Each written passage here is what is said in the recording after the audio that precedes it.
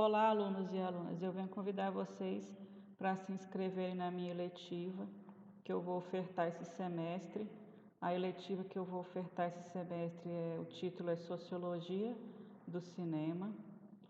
Nós vamos focar na análise, né, de produções cinematográficas de filmes, né, principalmente filmes brasileiros.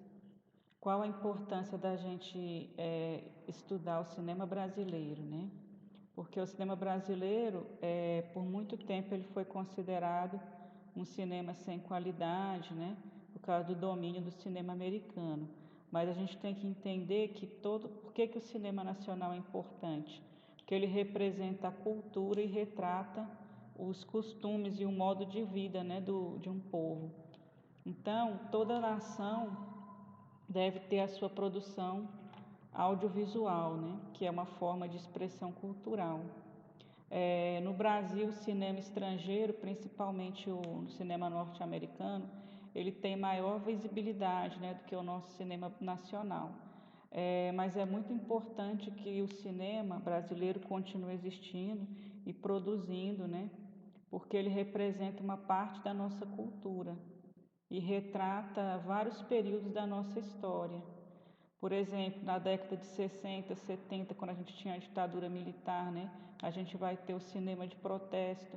Então, nessa disciplina, eu proponho que a gente faça uma viagem, né, pelo cinema nacional, desde que ele foi criado no início do século XX, quando foram feitos os primeiros filmes, até a atualidade, para a gente compreender as implicações com a política, com a sociedade e com as mudanças históricas, né, que foram ocorrendo ao longo dos anos no nosso país e que estão retratados no nosso cinema nacional.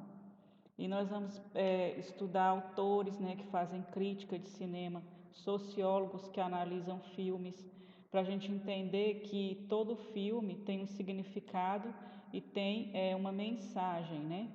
Toda obra de arte, toda ficção, eles são produtos sociais também, produzidos por seres sociais e inseridos em determinado contexto histórico. Então, são questões que tornam fundamental para a gente pensar o cinema e, mais do que isso, fazer uma reflexão sobre o contexto histórico e social onde ele surgiu e se desenvolveu até chegar aos dias atuais, né? Raciocinar sobre uma obra cinematográfica e suas relações sociais. Vamos fazer um estudo da história do cinema nacional, do surgimento aos dias de hoje. Então, eu convido vocês para essa eletiva. A gente vai ter a parte de assistir documentários, né, alguns documentários específicos. Vamos assistir alguns filmes também e vamos ter a parte teórica de leitura, tá? Que a gente tem uma produção sociológica sobre isso, sobre análise de produção audiovisual. Então, eu espero que vocês escolham essa eletiva. Até mais.